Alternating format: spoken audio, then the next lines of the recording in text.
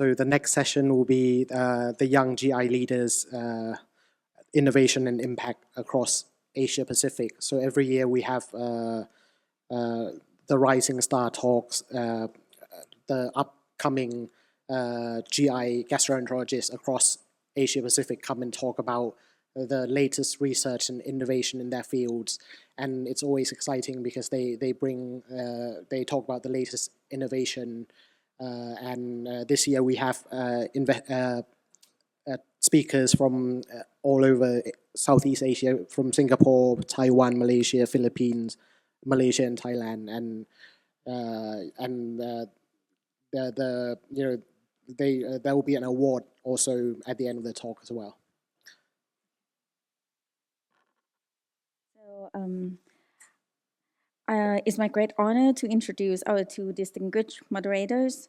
The first one is Professor Somchai Leelakusolvong. Professor Somchai is a professor of medicine and chairman of the Department of Medicine at Sirilat Hospital, Mahidol University, and director of the Motility Center and Sirilat Gastroenterology and Liver Center. With over 200 publications and numerous awards for his outstanding research and clinical excellence, he is widely recognized as a leading figure in GI motility and endoscopic in Asia.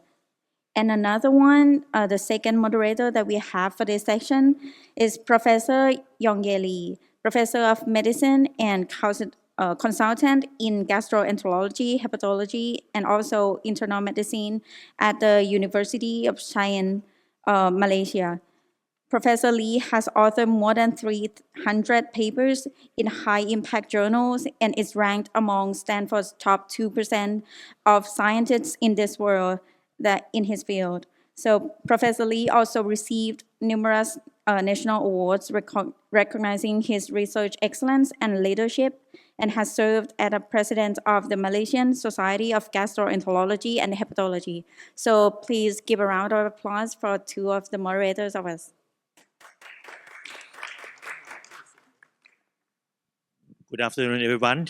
First of all, thank you, both MC that introduced a very kind introduction for me and also for Yeong. My name is Somchai, and Justin, you want to introduce yourself? Maybe everyone know you already, huh? Yeah. Yeah, so thank you so much to my good friend, Prof. Somchai. Now, you can call me Justin, because Yeong is a little bit difficult to pronounce. But I love coming to Bangkok, and very warm people, a lot of good friends here. I can see Nontali at the front there. Now, I think this session is very important, right? Because the whole idea is we want to cultivate young leaders in the region. And these are the young people where we really want them to bring the forefront of research in this region. So we are looking forward to an exciting program. Yep. Sure. And today we have 5 young GI leaders in our regions, Justin. And maybe I would like to ask Justin to introduce the first one. Please, Justin. Thank you, Somchai. Now, the first one is none other than from our neighbor, Singapore, Dr. Louis Wang. And he is definitely one of the rising stars in Singapore, according to what I understand. And he is a gastroenterologist from Changi General Hospital, Singapore, with a subspecialty interest in endoscopy resection and bariatric endoscopy. And just now we have met him, and he gave a very interesting data from Singapore. So I'm looking forward to your presentation. Thanks, Louis.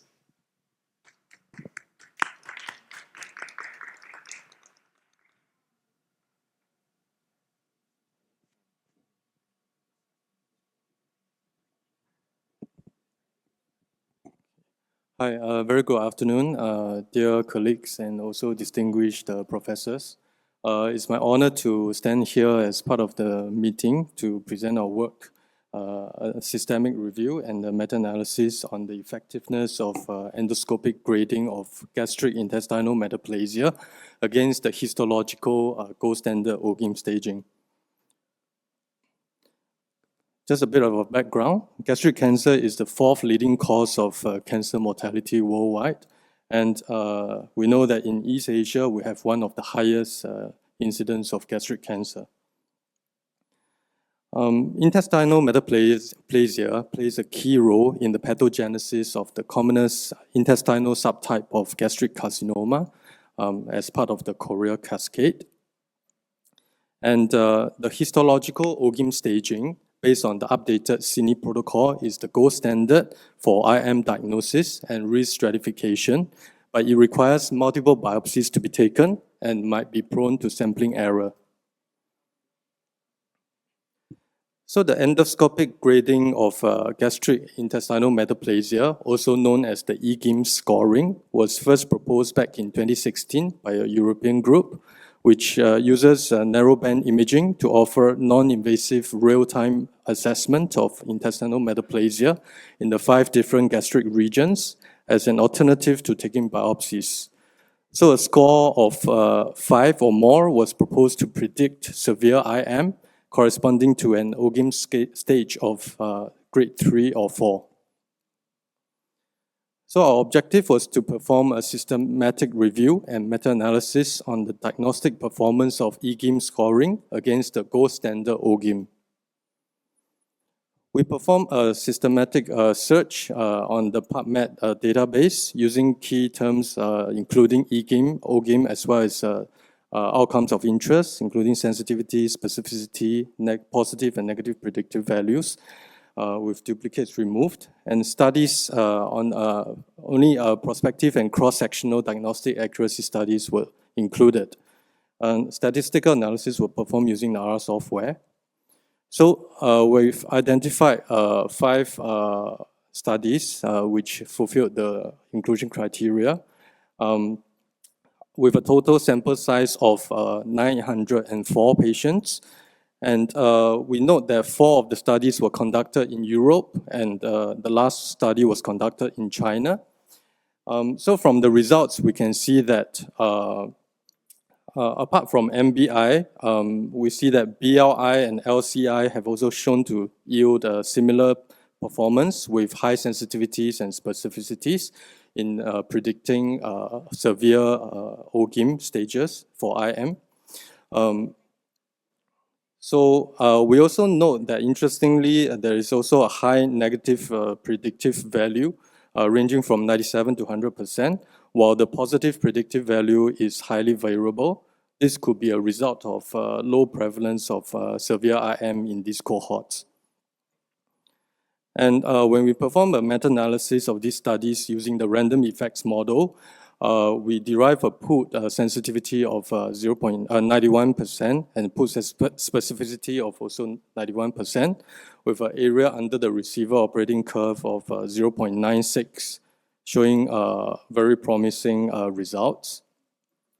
And if we were to, given these results, if we were to incorporate EGGIM score into our clinical practice, it may actually bring about significant benefits, especially in terms of reductions in cost and carbon footprint. So based on the limited literature, there was a study that was published in JGH last year that showed that utilizing the EGGIM guided surveillance leads to cost reductions of about $47 USD per gastroscopy performed, and also a reduction of 0.4 kg of carbon dioxide equivalent per patient, which translates to about 1.6 km driven by a petrol-powered car. So in conclusion, EGGIM is a cost-effective biopsy-sparing strategy that reliably identifies patients with severe intestinal metaplasia corresponding to OLGIM stage 3 and 4. To date, there is limited data from our ASEAN region on EGGIM validation. Hence, unlike our European counterparts, where EGGIM has already been incorporated into the latest MAP3 guidelines, we are not quite yet ready for its clinical application to replace OLGIM staging. Multi-center collaboration in ASEAN will certainly be helpful to validate the EGGIM score in the region and bring us closer to a biopsy-light IM surveillance strategy. Lastly, the development and integration of artificial intelligence-assisted image analysis for IM risk stratification could improve diagnostic accuracy and shorten the procedural time. With that, thank you very much for your attention. Thank you, Luis. So after each presentation, we will have about 2 minutes for Q&A. And if any one of you would like to ask any question, please welcome to the microphone. But before that, maybe allow me to ask one question. So Luis, if you have the opportunity to do a research that you mentioned, what are the things that you like to watch out for? Or what do you think the limitation could be when applying EGGIM in this region? Thank you very much, Prof. Justin, for your question. So I think one of the things we should watch out for would be the endoscopy's experience and also familiarity with the EGGIM scoring. So because it's not routine clinical practice, so when you look at the existing studies, some of them actually had a validation set, or rather training set, to get the procedurists familiar with the scoring. And also, they also look at inter-observer reliability and prior to actually starting the study proper. And we also have to be very disciplined in terms of our endoscopic examination, especially image-enhanced endoscopy, and make sure we map all the areas carefully before arriving at the score. So that includes proper preparation, insufflation, cleaning of the stomach, bubbles, and so on. Yeah. Yeah, Ken, please. Nice talk. And actually, my friend Ernst Kuipers was actually the founder of OLGIM staging system, and we wrote the review paper in Gastro 2 years ago about the intestinal metaplasia with him. But he was he actually assumed the position of health minister in Netherlands. So it took a long time because I can't communicate with him because of a security reason. But anyhow, I think endoscopic grading of intestinal metaplasia is a great idea, and a lot of, I think, energy saving, because you have to process a lot of biopsies, and it's an energy consuming process. So I think what we should do is the endoscopic grading system, especially using the LCI, because that can scan the whole stomach easily. NBI is great, but it has to focus a small range, so it's not so suitable. So if now Fuji has a AI system integrated into 8,000 system, they can probably easily identify the spread of the intestinal metaplasia throughout the stomach surface. So that would be the great idea. So I talked to Fuji people to integrate the endoscopic GIM staging system into their system. Thank you. Thanks very much, Prof. Suganu, for your comments. I'll definitely make a visit to the booth over there after this. Yeah. My university has the Fuji's donations department. Oh. So we are creating a lot of, next generation endoscopy system in our university. So I already published the Fuji's LCI system has a great energy saving, and it will be in press, Endoscopy International Open, will probably soon available. Thanks, Prof. Maybe I can learn more from you after this. Yeah, thank you. Glad to hear that, Ken. Thank you very much. Thank you very much, Luis. Yep. Thank you. Now we move to the second speaker, Tzu-Chan Hong from Taiwan. Actually, Tzu-Chan Hong is an attending physician and clinical instructor in gastroenterology and hepatology at National Taiwan University Hospital Cancer Center and a PhD candidate in the Graduate Institute of Clinical Medicine, NTU. Dr. Hong leads translational research on Helicobacter pylori and GIM, and also the gastric cancer using multi-omic and clinical epidemiology approach. He is going to deliver a study entitled the Endoscopic Grading of a GIM as a predictor of the histological OLGIM staging and a novel strategy for reducing endoscopy-related carbon footprint, a systematic review. I'm sorry, this is, I just, no. He will going to deliver a research topics, proteogenomic risk stratification predictor survival in gastric cancer and multi-omic study from the Taiwan Cancer Moonshot project. Tzu-Chan, Hong, please. Thank you, Professor Somchai, for the kind introduction. And also I want to thank for the organizer, Professor Leelakusolvong, for inviting me here. And so today I'm going to talk to you about the proteogenomic risk stratification to predict the survival in gastric cancer, which is an aspect of a multi-omic study from Taiwan Cancer Moonshot project. And I'm in Tzu-Chan home from National Taiwan University Cancer Center. And this project is a collaborative work led by our medical school, the dean of our medical school, Wu Mingxian, and also Professor Chen Yiru from Academia Sinica. I have nothing to disclose. And as we all know that the global gastric cancer burden still ranks as the 5th of in terms of the incidence and mortality. And also in Taiwan, we have approximate the 8th place of the gastric cancer mortality.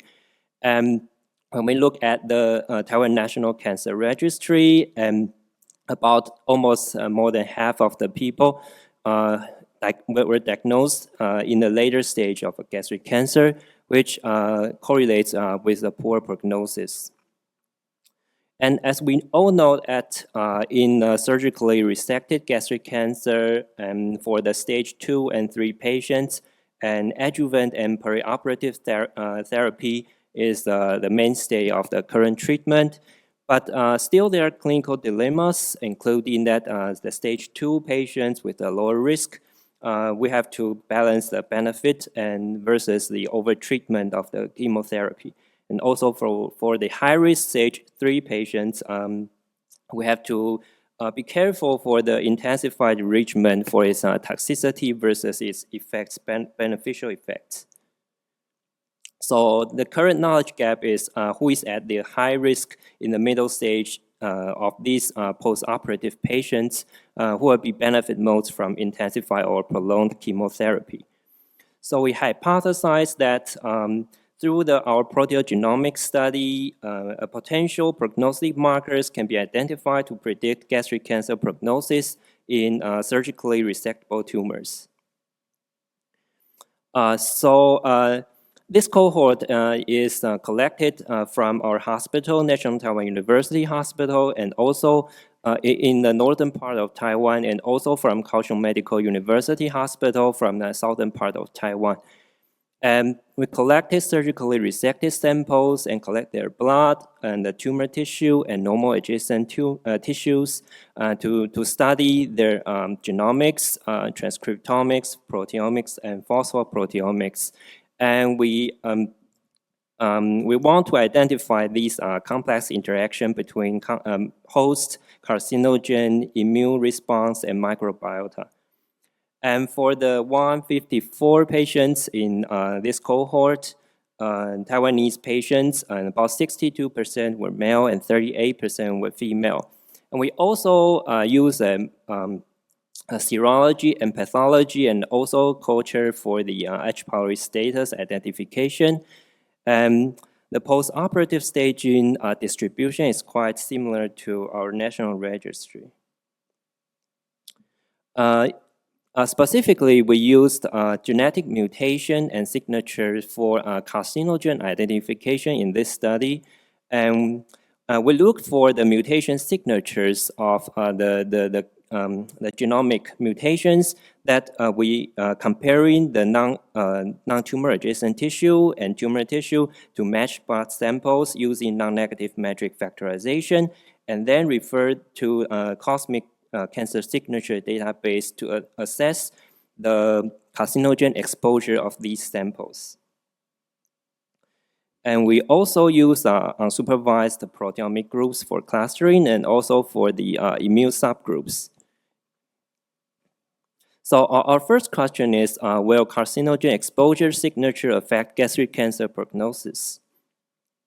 So interestingly, when we look at the mutational patterns from the tumors and normal adjacent tissue, actually we found some of the DNA mismatch repair associated with age, nitrosamine signatures, but interestingly, a carcinogen signature, GD, which happens in tumors and also normal adjacent tissue. And this GD is a compound of carcinogenic polycyclic aromatic compound, which was caused by like cigarette smoke, combustion, or also like barbecue. And for the carcinogen signatures, we can classify them into 6 groups. Among them, group 4 and 5 and 6 were particularly interested because of the GD signatures were found in the tumor tissue in C4 and C5, and while the signature is also found in the normal adjacent tissue of C5 and C6. And interestingly, when we look at the survival, we can see that with those with the carcinogen signatures in tumor tissues will have a poor survival comparing with other combinations, either without the signature or have the signature only in the normal tissue. So we want to ask what are the potential mechanisms of GD-associated poor prognosis. And actually, in the cellular model, we can see that for diffuse type or intestinal type gastric cancer, adding of nitrous GD or GD can increase the invasiveness of the cells. And also, when we look at the differentially expressed proteins and phosphoproteins, we can see that specifically for the cell migration pathways, extracellular matrix adhesion, PIK3-AKT signaling, and also the cell growth signaling were important in this process. And we also want to ask whether proteomic characteristics affect gastric cancer prognosis.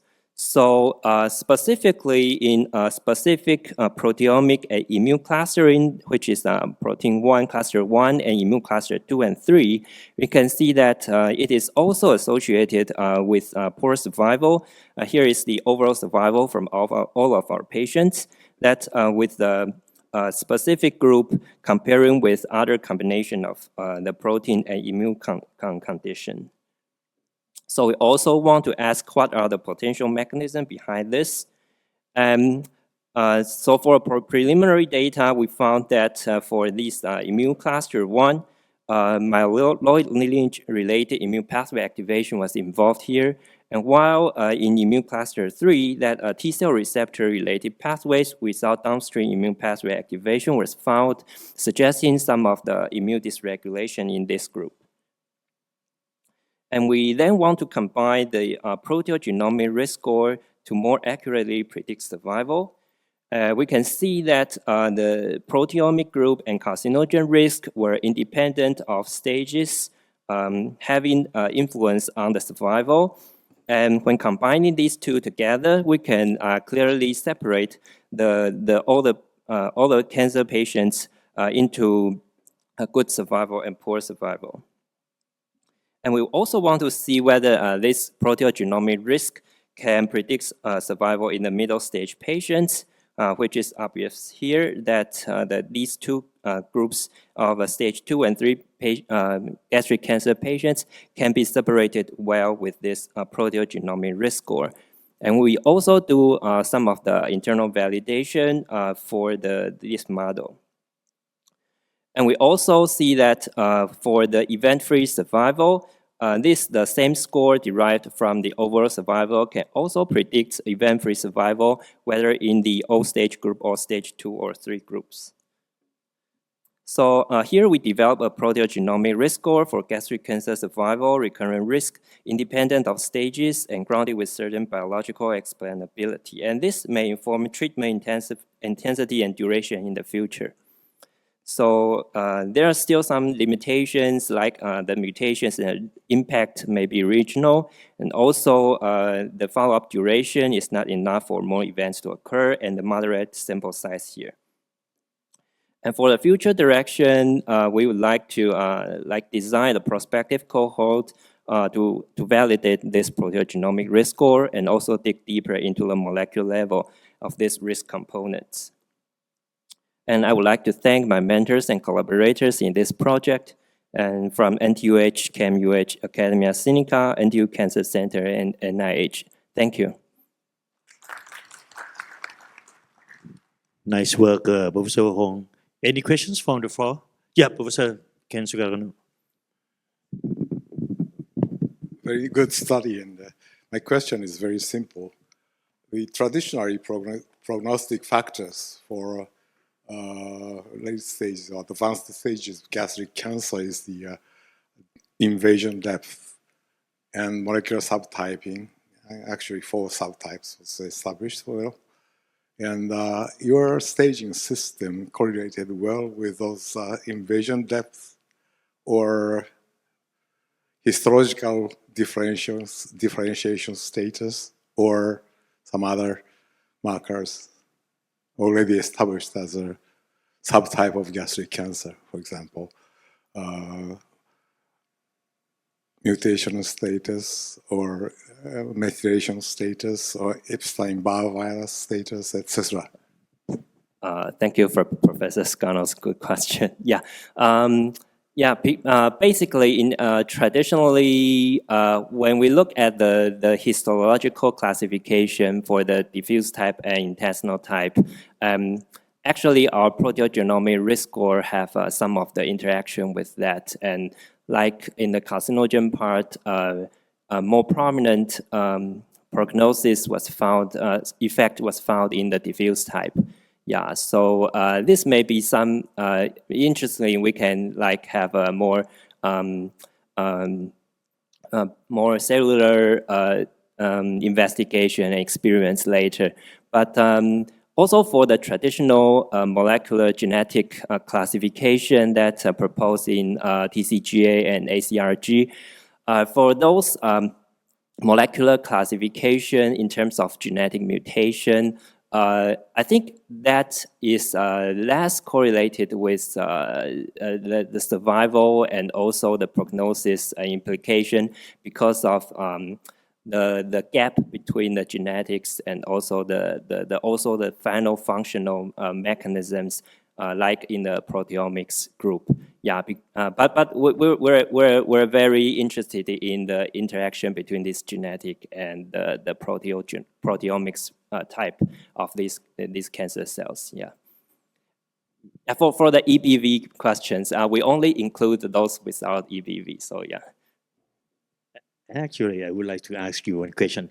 I'm not sure that for the proteogenomic risk stratification, will be any different from the Western and the Asian gastric cancer patient. Do you think that it will be have any difference? Yeah, because So because one of our limitations is that maybe the mutational and the response to like H. pylori and also for these carcinogen may be regional. Sure. Yeah, and we were also interested in whether these findings were applied to other Asian countries. Yeah. Okay. Thank you. Yep. Thank you very much, Dr. Hong. Okay, we go to next. Yep, Justin. Thank you. And the next is Fazima, and she is my colleague from Malaysia. So Fazima is a dietitian, and she also is doing a PhD currently, also a lecturer from University Science Malaysia. So I look forward to her presentation. Thank you, Fazima. Thank you very much, Professor Justin. And ladies and gentlemen, it's an honor for me to be in Bangkok for the first time. Sawadee So today I'm going to share with you with our preliminary findings on the effect of traditional Asian diet on gut microbiome composition and the gut health among pregnant women. Then this is the preliminary findings, and this will be the outline of my presentation for today. Ladies and gentlemen, imagine in every spoonful of a warm rice with a simmered aromatic vegetables and also fragrant herbs that passed to us from our ancestors for centuries ago, there lies a hidden gem behind that. For that, science has begun to speak up the wisdom of the traditional Asian diet. As usual, traditional Asian diet is actually characterized by rich in dietary fiber, natural herbs, spices, plant-based diet, plant-based flavoring, and also the phytonutrients. And it actually have a similarity characteristic with the well-known and also well-studied Mediterranean diet. On top of that, the uniqueness of the traditional Asian diet, of course, we should be proud with the fermented foods available in the Asian diets, such as tempeh, budu, tapai, miso, kimchi. I believe Thailand also have their own fermented foods, which are rich in the beneficial microbes containing foods, containing bacteria, which is the lactic acid bacteria.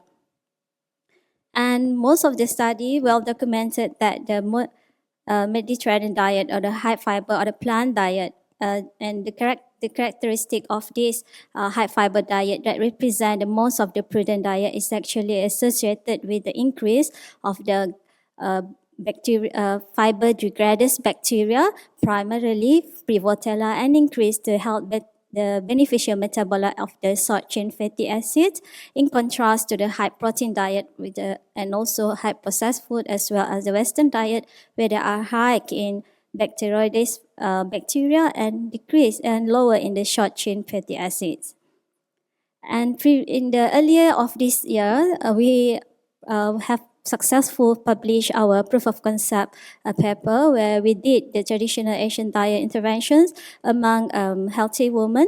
This is published in the Beneficial Microbes recently. So we found that this traditional Asian diet is actually enriched with the Parabacteroides medae, which is the also fiber degradase bacteria, in contrast to control, where they are enriched with the Bacteroides remiformis, and also enriched with the incomplete reductive TCA cycle or the anaerobic bacteria activity in the gut of the for those received in the traditional Asian diet, as well as the improve in the gut symptoms of the participants in the receiving the traditional Asian diet.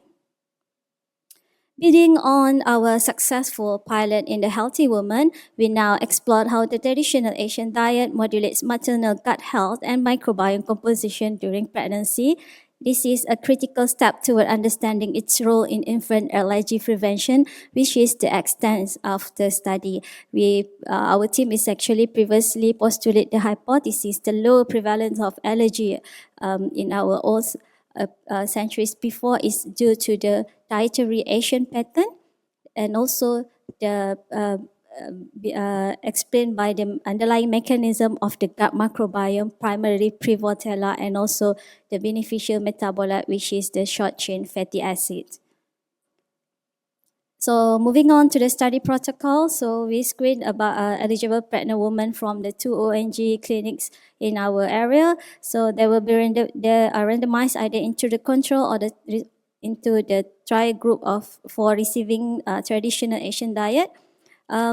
Where they receive, for those in the traditional Asian diet, they receive 16 weeks CHAD program, as simplified for traditional Asian diet, right? And then they also have a personalized consultation trained by a trained dietitian, printed version of TID, the TAD booklet that we supply to them for a reference, weekly messages for the reminder, and also to enhance their adherence as well. We also supply them with the traditional Asian diet food bucket supplies to the mother.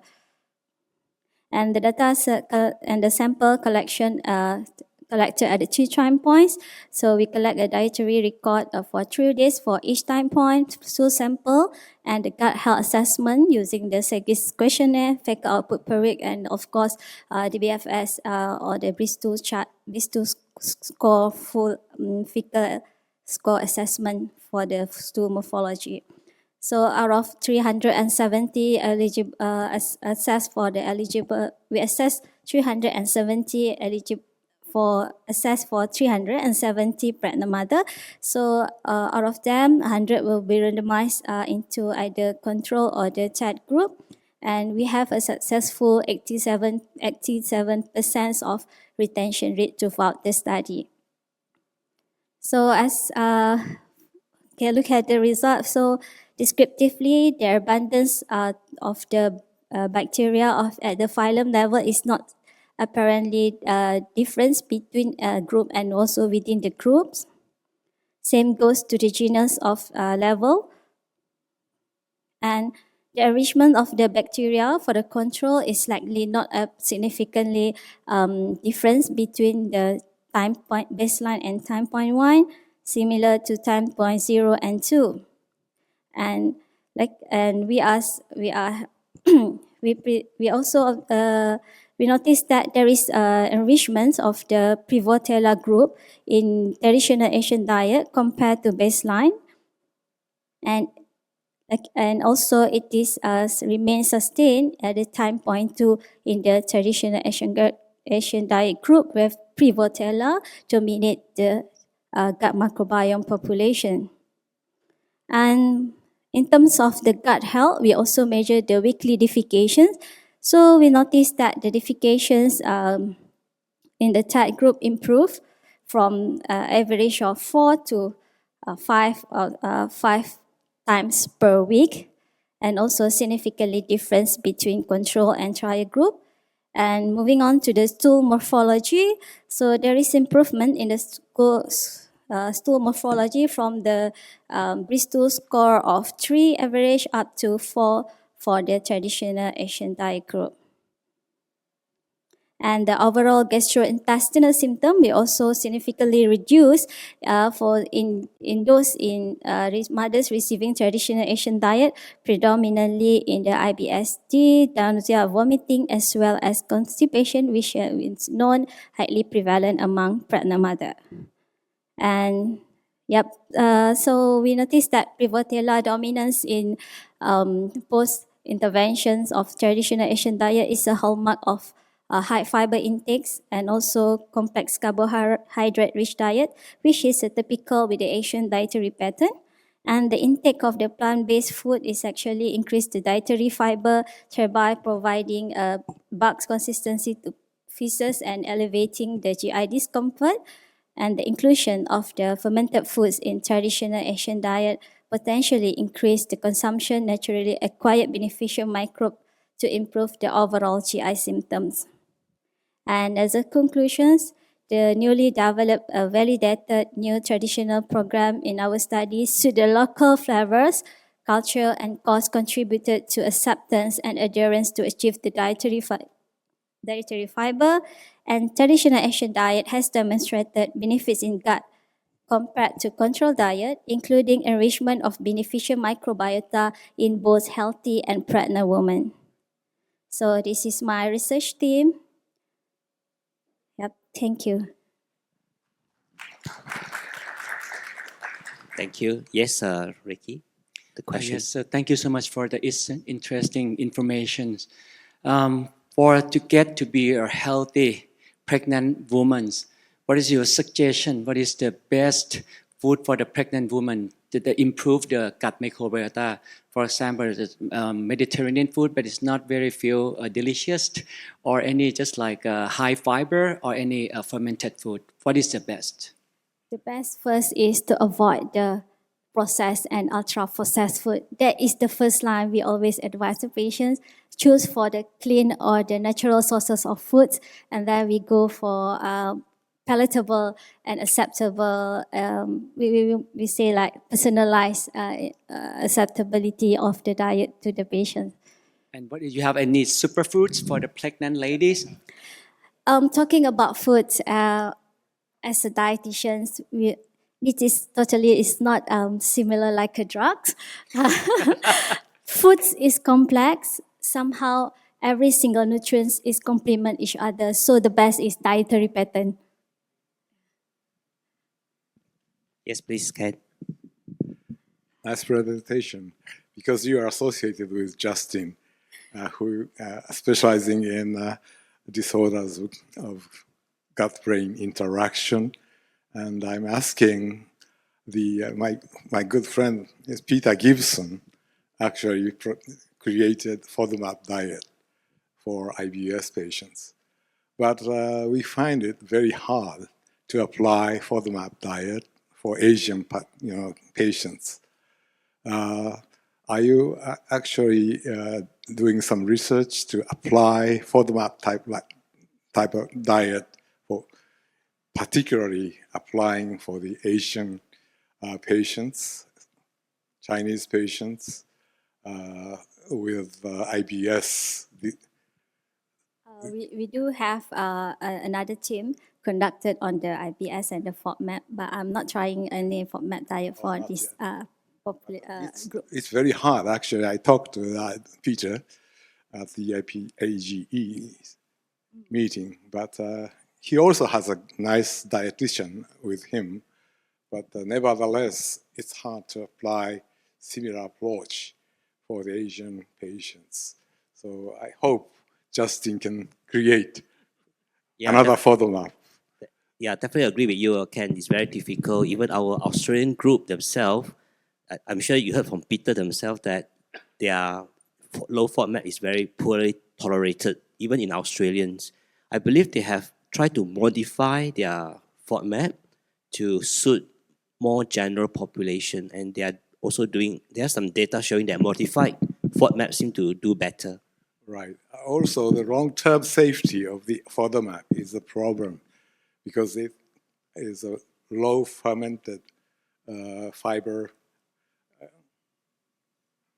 I think less fibers in the FODMAP diet. So that's another problems. Yeah, that is a significant issue also associated with this kind of diet. We agree that this will need more study among Asian population. Thank you very much, Fazima. Okay, so we move to next speaker. Right. So the next will also be introduced by myself, and he is none other than Dr. Rafael, and he is from another rising star from the Philippines. We did hear from him just now during the inauguration of the Asian Gastro Network. There is a lot of potential in of research in the Philippines, and definitely Rafael will be able to show to us what will be his experience from the Philippines on Helicobacter pylori. The floor is yours, Rafael. Good afternoon. Thank you again, Professor, for that kind introduction.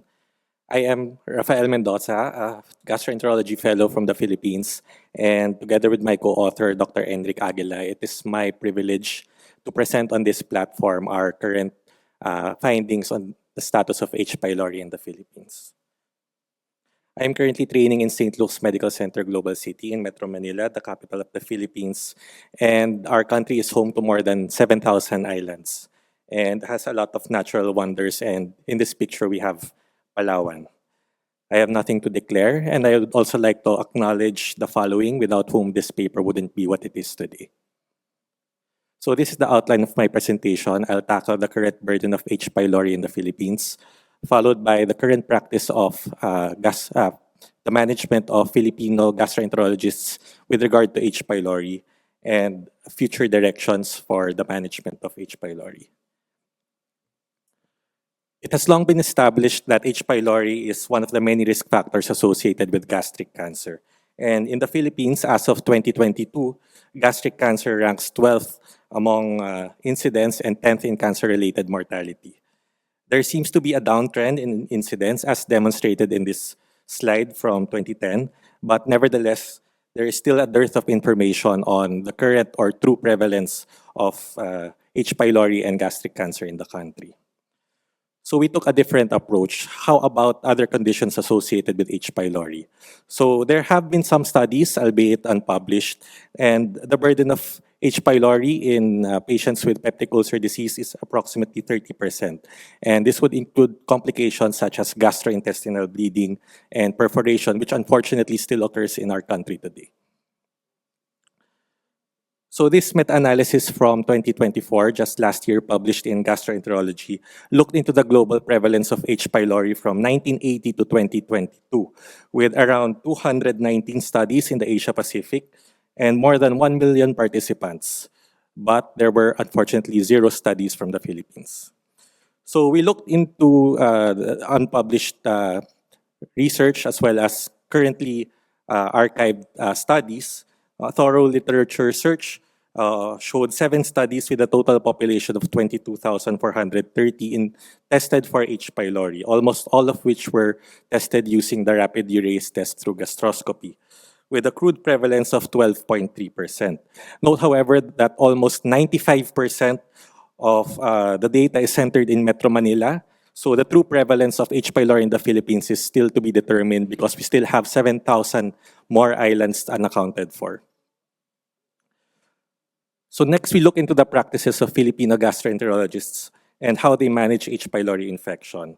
So I would like to acknowledge Dr. Atani as well as his team from the APAGE, who made a survey on the management of H. pylori infection in the Philippines. But of the 97 participants, only 1 came from the Philippines. So the questions ranged from the diagnosis, the treatment, the test of cure and antibiotic resistance, as well as their current practices regarding endoscopy and screening. So you can scan the QR code for the questionnaire. And the survey included 79 respondents, with more than half coming from the National Capital Region and the remaining coming from the other islands. And there is a balanced variety of experience among the respondents, with almost a quarter having more than 20 years of experience in gastroenterology. With regard to the estimated prevalence of H. pylori in the Philippines, more than half answered 0 to 20%, and 1/4 answered 20 to 40% in their current practice, which aligns with what we know so far from the unpublished literature. And rapid urase test remains the preferred test for diagnosis, whether or not the patient is on acid suppression therapy. However, H. pylori stool antigen testing and histopathological exam are also among the preferred choices. With regard to treatment, most gastroenterologists would still prefer proton pump inhibitors over potassium competitive acid blockers, or PCABs, in first-line treatment, mostly because of the availability and the cost, especially since most Filipinos do not have the luxury of affording more expensive treatment. But if warranted, for example, if they would need second-line and third-line therapy, more and more of them would use PCABs. And I would also like to cite these studies done by some of our Filipino colleagues who have so far demonstrated that PCABs are non-inferior to PPI for first-line therapy when dealing with H. pylori eradication, which is also aligned with current literature so far. The most commonly used antibiotic combination for first-line is still amoxicillin and clarithromycin for 14 days. And for both second-line and third-line therapy, the leading choice is amoxicillin and levofloxacin. However, there have been studies that looked into antibiotic resistance of H. pylori. The first paper to do it was done by Dr. Destura in 2004, which showed virtually no resistance among the studied H. pylori strains. However, beyond 2019, H. pylori strains have demonstrated resistance to clarithromycin around 22 to 32%, metronidazole 40 to 48%, and levofloxacin 57 to 62%. But amoxicillin and tetracycline resistance remains 0. In relation to other countries in the Asia Pacific, as demonstrated in this study published in GUT a few months ago, our clarithromycin and levofloxacin resistance is higher compared to other nations in the Asia Pacific. As for resistance, test of cure and resistance, most GIs would still routinely test for H. pylori eradication, again because of the availability and cost concerns, and would use urea breath test or stool antigen to confirm clearance or eradication of H. pylori. And how often do they encounter antibiotic resistance H. pylori infections? Meaning they would have difficulty treating the infection beyond the third line of treatment. Majority only answered rarely or occasionally in their practice. So next we proceed to antibiotic sensitivity testing. Around 3/4 of the respondents, or around 60, still do not have access to antibiotic sensitivity testing in their practice. And even then, these tests are only available on a research basis and not on a commercial basis.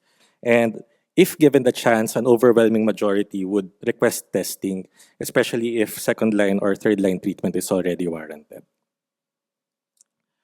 As for endoscopy and screening practices, majority of the respondents would routinely test for H. pylori when performing upper GI endoscopy, do not consider upper GI endoscopy necessary before eradication therapy, think all asymptomatic HP positive patients should receive eradication therapy, and consider upper GI endoscopy useful for screening for early gastric cancer.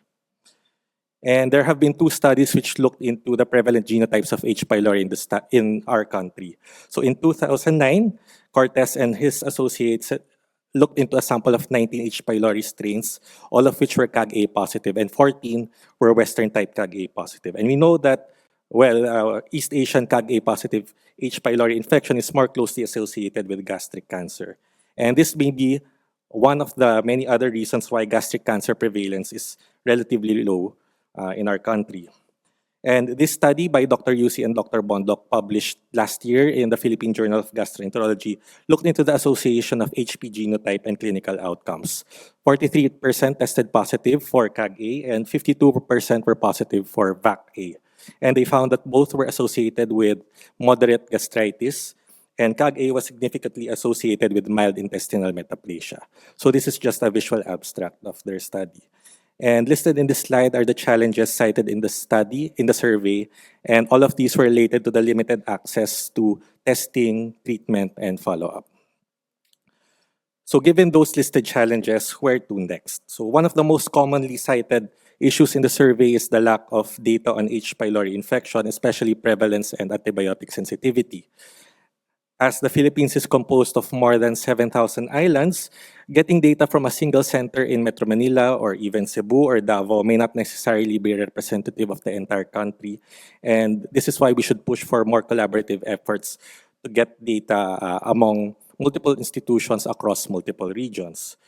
However, this drive to pursue further knowledge is hampered inherently by the barriers to healthcare. So we have our access to medications that, although they are available in our Philippine National Drug Formulary, most centers do not carry or have limited stocks, making availability difficult for our patients.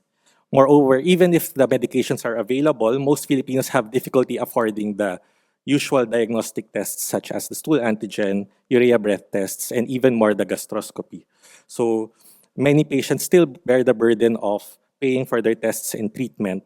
And for them to afford these, they would have to pay a week's worth of their salary. So this begs then the question of whether the Filipino people would benefit from a national screening program, firstly for H. pylori and for gastric cancer. And we know that economically developed regions will reduce their barriers to diagnosis and treatment. And unfortunately, this also holds true for other malignancies in the country, such as colon cancer and liver cancer, which are 3rd and 4th respectively in incidence and mortality in our country. So we need to see whether cheap and mostly available tests such as H. pylori stool antigen, which can be integrated alongside the FIT, which was what Professor Liu did in Taiwan, or serology, which is slightly more expensive or twice as expensive as stool antigen. Whether these may be effective in screening for H. pylori. And lastly, we should also look into the prevalence as well as the practice of Filipino practitioners on gastric pre-malignant conditions, because for all we know, the incidence of gastric cancer may be underreported, mainly because Filipinos do not have access to gastroscopy. At the end of the day, the Philippines still has a long way to go with regard to H. pylori, and the next step, therefore, is to acknowledge these gaps and work towards advancing our knowledge so that we can overall improve the health outcomes of our Filipino people. Thank you very much for your time. Thank you, Dr. Raphael. Any questions you'd like to ask? Please come forward to the microphone. Maybe I can ask Dr. Raphael, if you are the Director General of Health of Philippines, how will you use the information that you gathered to improve the healthcare in your people? Yes, so I was actually inspired by the study done by Professor Liu on the screening of H. pylori in Taiwan. Right now, our government is pushing for the use of FIT for screening for colon cancer. So this might be a good opportunity to also include stool antigen testing as well, so that we can determine the true prevalence of H. pylori in the country. I would also like to make available antibiotic sensitivity tests for all other regions, because we know that some physicians would have difficulty treating H. pylori, especially since firstly, PCABs are expensive, and secondly, bismuth, which is used in quadruple therapy, is not available in our country. Because I know that you mentioned about there will be a national financing program for the people, right? For colon cancer. So only for colon cancer? For colon cancer and liver cancer. Right. Would you think that you can able to introduce the H. pylori program also in part of the program? Well, that is the hope, because in the clinics, actually, especially in our charity or our social service patients, some of them will present with abdominal pain, and they have difficulty. We have difficulty testing for H. pylori, so it's a hard time to convince them to get tested, even if they know that when they get diagnosed and they get treated, their symptoms would hopefully improve. Okay. Anyone else? If not, then thank you very much for your presentation. Thank you. Last but not least, for the last research is from Dr. Phubadi Bongkot Virawan from Thailand, Thammasat University. I think you maybe saw his face every day, huh? Phubadi. And his research title is a Predictor associated with grave prognosis of early onset gastric cancer, a 10-year retrospective cohort study from a tertiary care center in Thailand. Phubadi, please. Thank you, Professor Somchai, for your kind introduction, and thank you for the organizing committee for having me here. My name is Phubadi Bongkot Virawan from GI Unit, Thammasat University, Thailand, and today I'm happy to share our data from our research named Predictors Associated with Grave Prognosis of Early Onset Gastric Cancer, a 10-year retrospective cohort study from a tertiary care center in Thailand. Here are my conflict of interest. I have no conflict of interest and nothing to disclose. For introduction, gastric cancer is the 5th leading cause of cancer-related mortality worldwide, and early onset GI cancer has been increasing globally. As you can see on the right-hand side of my slide, this is the data from the Global Can database of 2022. As you can see, all of the countries listed below are having increasing of the estimated number of new cases from 2020 to 2022.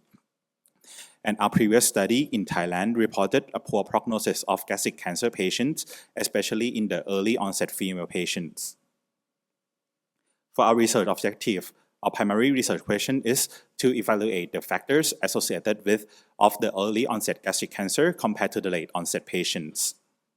And for the secondary research objectives, we try to compare the characteristic difference between the early onset gastric cancer and to the late onset patients.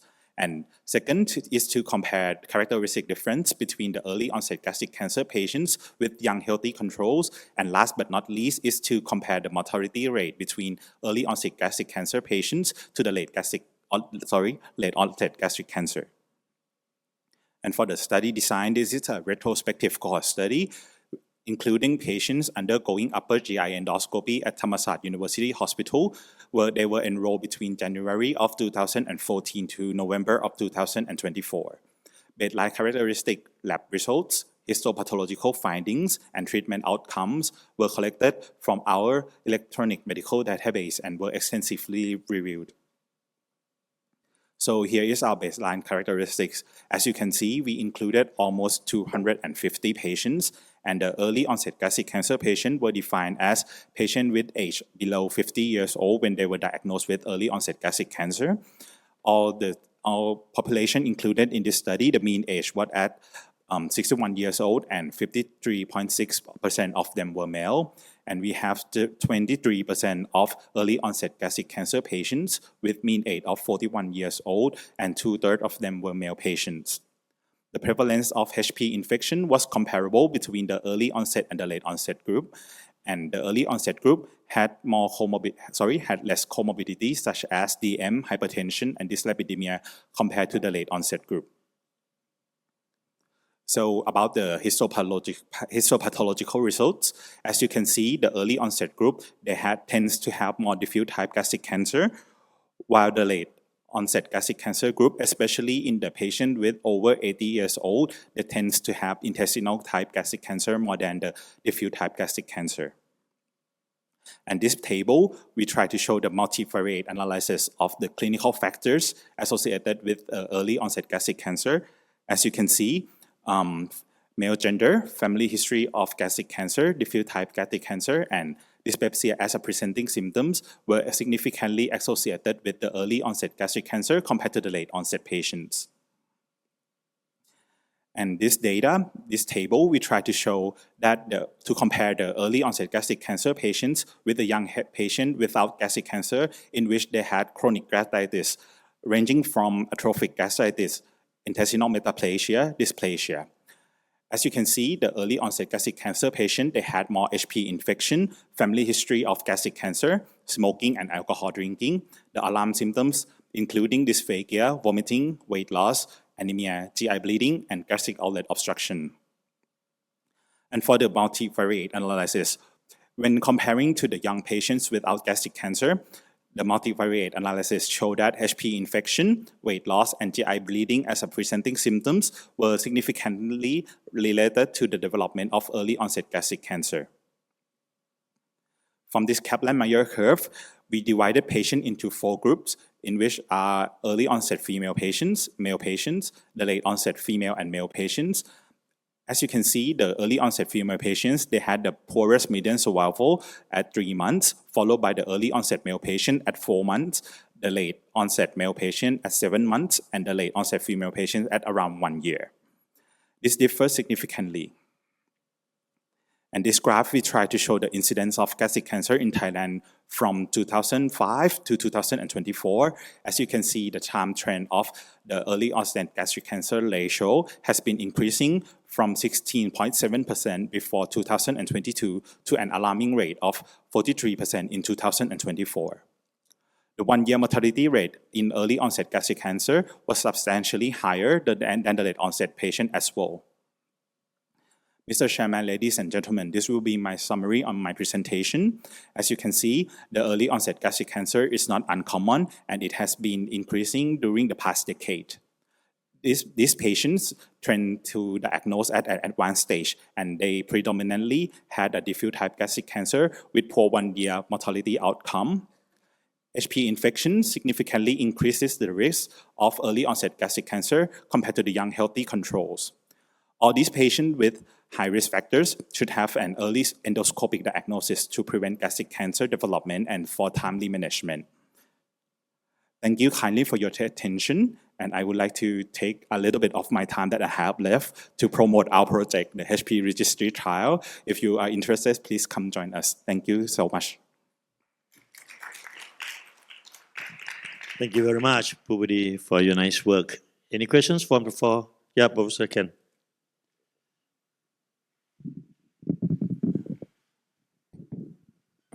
Your, early onset gastric cancer group involves both early stage and advanced stages, obviously, because of the weight loss was among the biggest, I think, patient rate you have. And also bleeding was another interesting feature of the early onset group.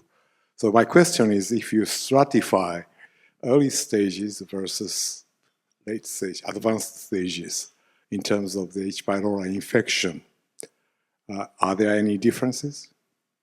Okay, that is a very good question, Professor Sukarno. Thank you for your questions. About the HP infection between the early onset group and the late onset group, I believe that there is no difference between both groups, both at the early onset both early onset at early stage and both early onset at the advanced stage. Yeah. Because the diffuse type of the predominant, I think, subtype. But in Japan, nowadays, gastric cancer occurrence under 50 is very rare because of the infection rate is very, very reduced in those age groups. So I'm wondering the diagnostic test for H. pylori might be not, as complete as ours. We have to fulfill at least 3 different HP tests should be negative if you label them as a HP true negative. What kind of tests are you using? Okay, so mostly our patients, they underwent, because patients included in this study, all of them underwent upper GI endoscopy. So for at least they have rapid urease as a baseline. And we also, I think around like 4 to 5 years ago that we started implementing biopsies, and sometimes the rapid urease test come back negative, but the histopathological results, they came back positive for HP. Yeah, most of them, I think around like 4 to 5 years that we just implemented them. Yeah, that means about 40% of HP real negative. In early onset, gastric cancer group, you showed 57% of HP yes. positive. So the rest are true negative for H. pylori, or if they are taking PPI for their dyspeptic symptoms, that might cause some false negative test. Oh, that is a very good point, Professor Sugano. I will try to consult this with Professor Ratagon. Thank you so much. Okay. Pubudi, do you think that your data can talk to, as Justin mentioned, that can talk to the Minister of Health, Ministry of Health, that this data have an increasing of the early gastric cancer in our data. So because I know that now the gastric cancer screening is not a national policy, that's right? Yes. So this is quite interesting. Maybe you have a chance to talk to the Minister of Health, okay? Yep. Okay, thank you very much, Pubudi. Yep. Thank you, Professor I think Somchai. I'll set 5 speakers from 5 countries, Justin, and now the times. Thank you so much, Professor Somchai and Professor Justin, for leading for the Young GI Leaders 2025 in Asia Pacific.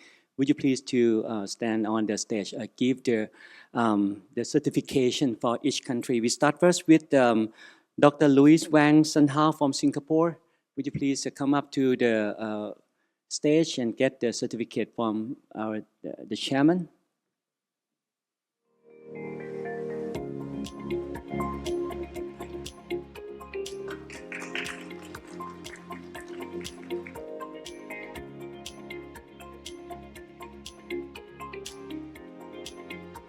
Next, we have Dr. Hong from Taiwan.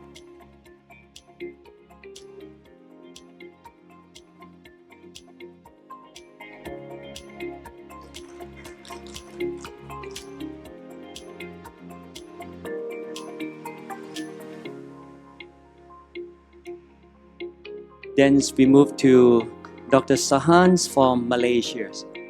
Justin, you want to move it yourself? Together, please.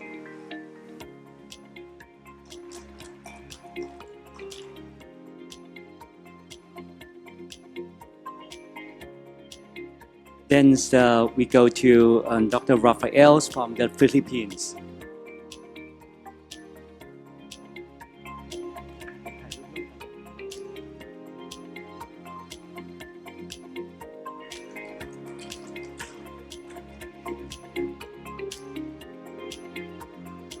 And the last, Dr. Pubadi from Thailand.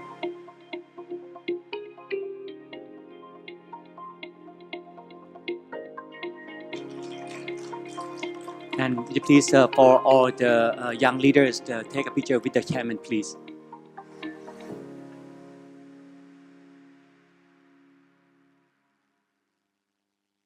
So yes, Professor Justin and all the young GI leaders, please come up to the stage and take a group photo, please.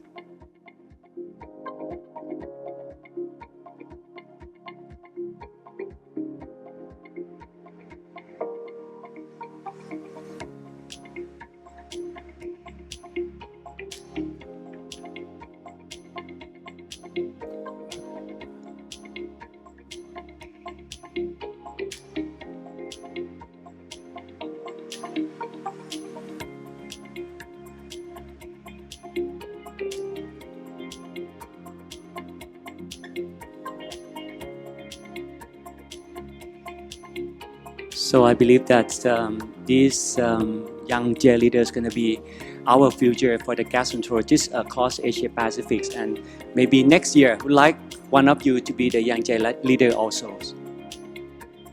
Professor Suguno, you want to join us, please, please.